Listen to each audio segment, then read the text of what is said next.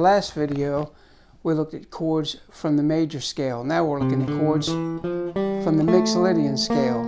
This is a scale that gives you 7s, 9s, 11s, and 13th chords. We're going to look at a few voicings that might be uncommon.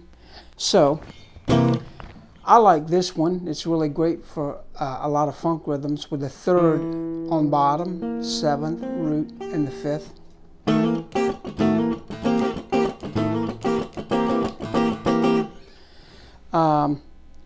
Charles Smith, sometimes I believe called Clay of Kool and the Gang, used that in funky stuff. I'm going to go to the key of E. E7 rather.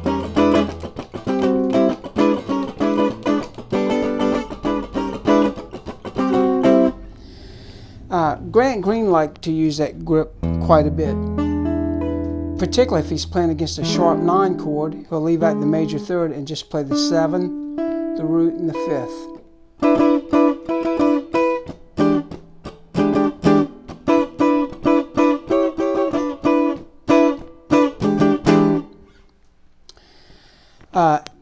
Most guitar players know this bar grip. Sometimes jazz players use what they sometimes refer to as open voicings, which does not mean open string chords. It just means having some space between some of the intervals.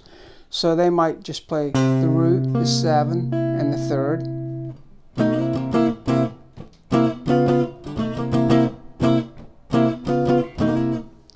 Here's the same voicing but a different grip up here. You can also get the 5th on top.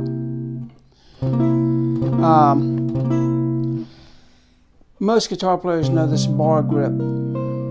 If you just play the 5th, the 3rd, and the 7th out of that bar grip, that can be effective too.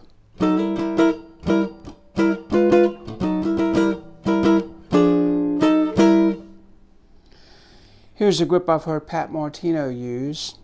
3rd, root, 5th, and 7th. That's not real common. I'll put it in a 12-bar blues. I say. Now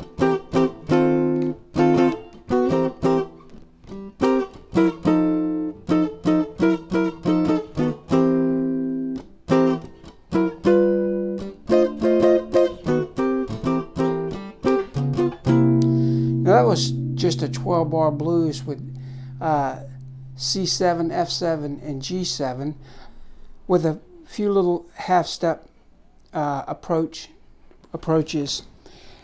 but it had a very unique sound for just a 3-chord blues with 7th chords.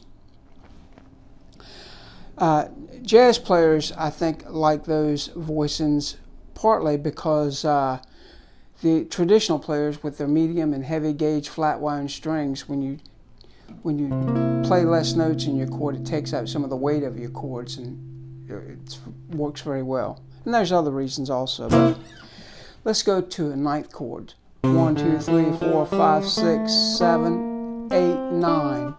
Most guitar players know this grip of a 9th chord. You can have the 5th on top if you want. And most guitar players know this grip.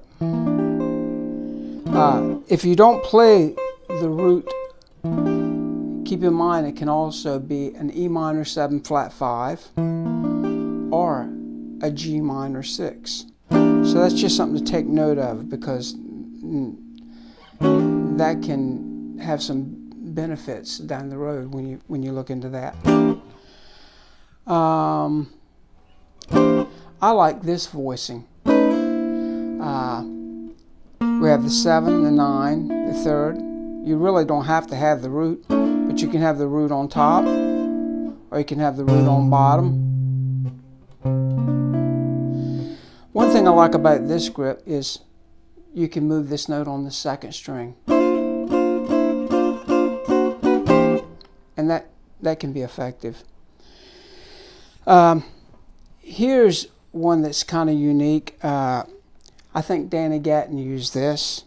It's just a 9th chord, but in this I have the 6th and the 2nd string open, and it can be very effective, like rockabilly stuff.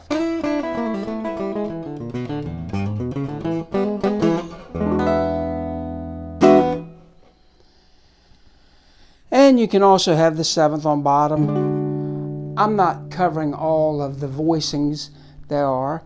I'm just covering a few, you know, maybe a few things that a lot of players aren't familiar with.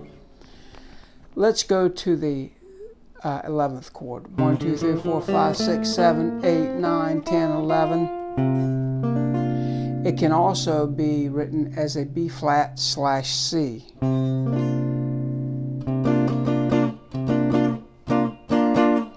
Here's another grip. We have the B flat triad with the C bass. And you can also, here's something else that's pretty uncommon. Root, 5th, 7, what I'm going to call the 11 now. The 5th, this time it has a 5th in it, and a 9.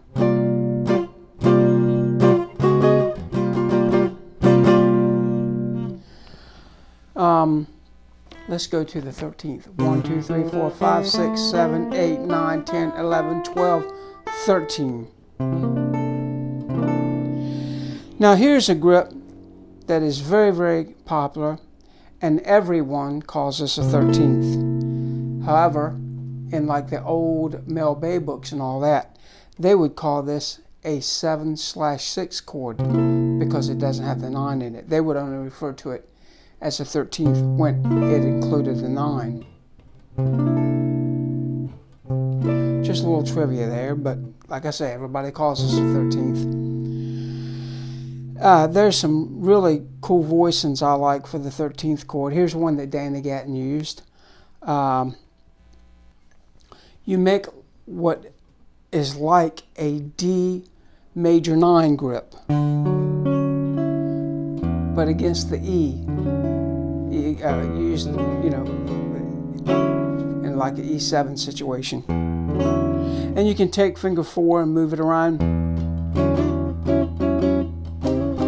And you can get the 3rd on top with finger 1.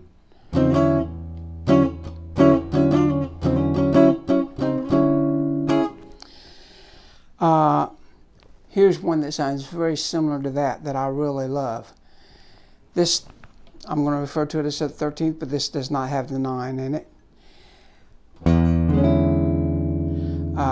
By the way, I'm still in E7. That's it.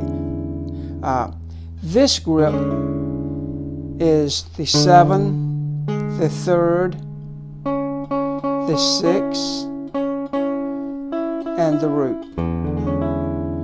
And if you're familiar with this grip of an A major 7, it's exactly like that, except for you move finger 1 to the 5th string. And this is, I think, a really cool sign.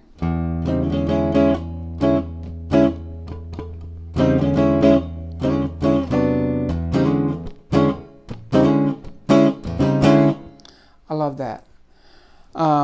You can also you can get an E13th like this with the 7 voiced low. 5th is optional.